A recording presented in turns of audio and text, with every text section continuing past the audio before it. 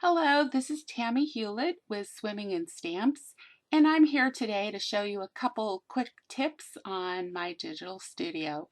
The first one is to show you how I created this tag on my page where the C's are wrapping around the D's on my little tag here.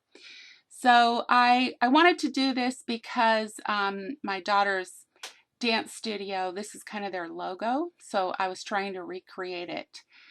And so what I'm going to do is switch over to a blank page, and I am going to go over to my resource palette and select my stamps, and I have selected the ABC 123 outline alphabet and next I'll do the sketch alphabet.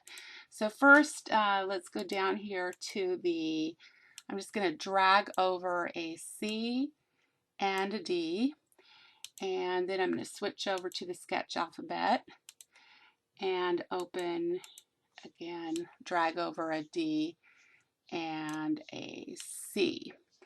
I'm going to enlarge this so you can see what I'm doing. So what I want to do is resize them all exactly the same the way they came over. So a way to do that is to select all of the letters and to group them and then enlarge them all together. And that way they all are going to fit together. Okay, let me click off here and whoops. Oh, right. I have to ungroup them first. So arrange, ungroup, and then click off, and then you can move them around.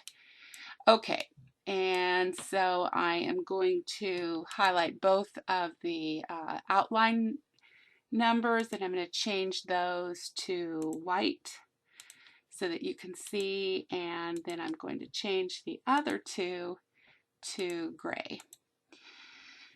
Okay, so first I am going to put let's bring that to the front.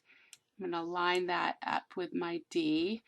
And since those two we're really not going to do much with, I am going to just group those. So let me go over to my layers palette, and computer is just being a little slow today. Okay, so to group those, first I want to bring the sketch alphabet on the front.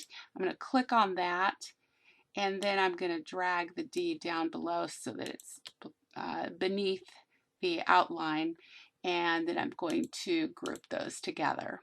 Now I can move those around together, and they're glued together.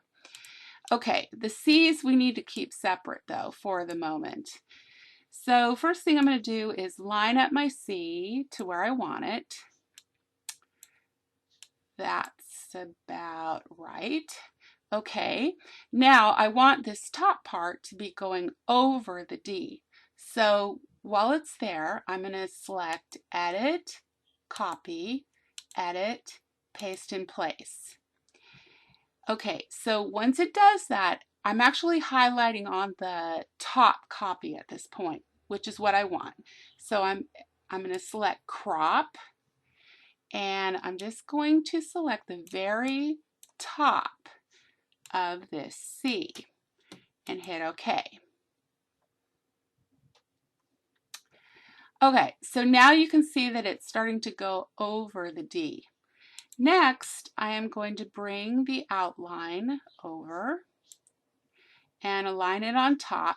Now you can see that it is actually behind the bottom C. So I'm going to again go over to my layers palette and move it in front. You see how that brought the outline in front of the first copy of the sketch alphabet. Okay, so now again I'm going to select Edit, Copy, Edit, Paste in Place, and since the top copy is highlighted, I'm going to crop and highlight the top of my C again. And I just want to go right up to where the top of that C is and hit OK. All right, and now you can see that it looks like the C is going through the D and on top. Now what I want to do at this point is highlight the whole thing by drawing a square around it and grouping it. This way, now I can move the whole thing together. I can also copy it. So if I hit Control C, Control V, now I've got two of these, which is what I actually did on my page. So that's how you do that. It's a fun little trick. You can also use this to wrap ribbon around items. And a real useful tool to know. So that's it for now, and I'll come back with another tip.